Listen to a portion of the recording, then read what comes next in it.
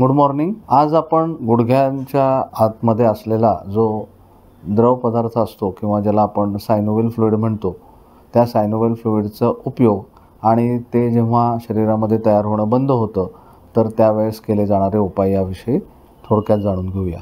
जसं गुडघ्यामधले वंगणाची मात्रा कमी होत जाते, ज्याला आपण ऑस्टिओआर्थरायटिस म्हणतो, त्याप्रमाणे गुडघ्यांची झीज व्हायला सुरुवात होते आणि मांडीचं हाड आणि पायाचं हाड याच्यामध्ये घर्षणाला सुरुवात होते। ह्या घर्षणामुळे पेशंटला गुडघा दुखायला लागतो, गुडघ्याला सूज येते आणि पेशंटची जी दैनंदिन दिनचर्या आहे त्याच्यामध्ये प्रॉब्लेम यायला सुरुवात होतात।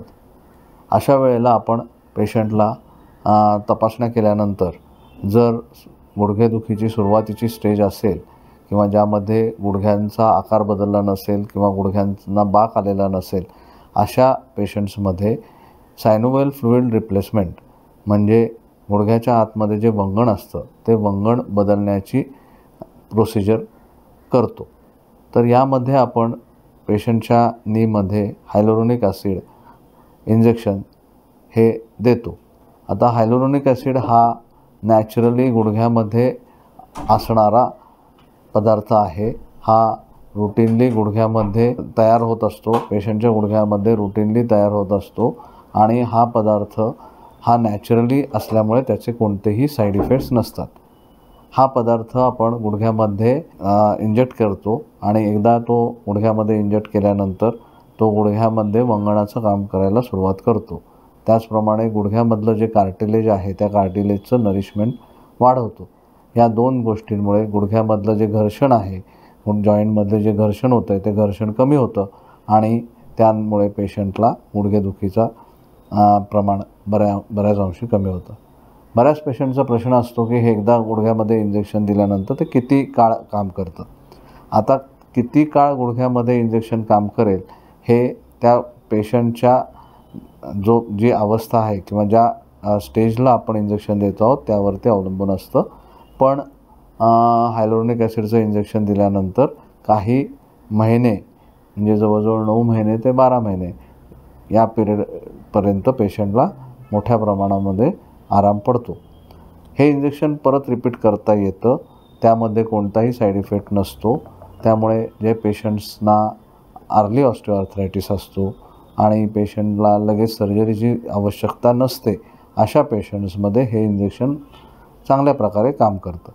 मग हे इंजेक्शन आपण देतो का? तर हे इंजेक्शन देण्यामागे 2 हेतू असतात।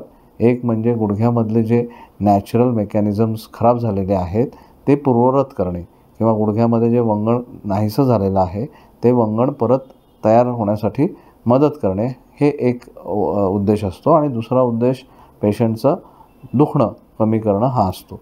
त्यामुळे पेशंटच्या ज्या नॅचरल गुडघा आहे त्याचं लाईफ काही अंशी डेफिनेटली वाढतं। तर त्यासाठी आपण हे इंजेक्शन देतो। आता हे इंजेक्शन देण्यासाठी ॲडमिट होण्याची गरज आहे का? हा कॉमनली विचारला जाणारा प्रत्येक पेशंट हा प्रश्न जवळजवळ आपल्याला विचारतो। तर या इंजेक्शनसाठी ॲडमिट होण्याची अजिबात आवश्यकता नाही। OPD बेसिसवरती थिएटरमध्ये घेऊन हे इंजेक्शन दिलं जातं। फक्त इंजेक्शन जाण्याची जागा बदल केली जाते, पूर्ण भूल देण्याची आवश्यकता नसते। प्रोसिजर साधारणतः 15 ते 20 मिनटामध्ये पूर्ण होते आणि पेशंट परत घरी जाऊ शकतो। जसा पेशंट OPDमध्ये चालत आलेला असतो त्याचप्रमाणे तो परत घरी जाऊ शकतो, चालत घरी जाऊ शकतो, त्याला कोणत्याही प्रकारचे रिस्ट्रिक्शन्स नसतात। तर मित्रांनो, जर गुडघेदुखीचा त्रास आत्ताच चालू झाला असेल, वय 50 ते 60 यामध्ये असेल आणि एक्सरेवरती जास्त ॲक्सिस डेव्हिएशन नसेल, म्हणजेच आपण ज्याला ऑस्टिओआर्थरायटिस स्टेज 1 किंवा स्टेज 2 म्हणतो, त्या आजाराच्या स्टेजपर्यंत गुडघ्यामध्ये दिले जाणारं हे वंगणाचं इंजेक्शन बऱ्याच अंशी सक्सेसफुल होतं आणि रेकमेंड केलं जातं। थँक्यू।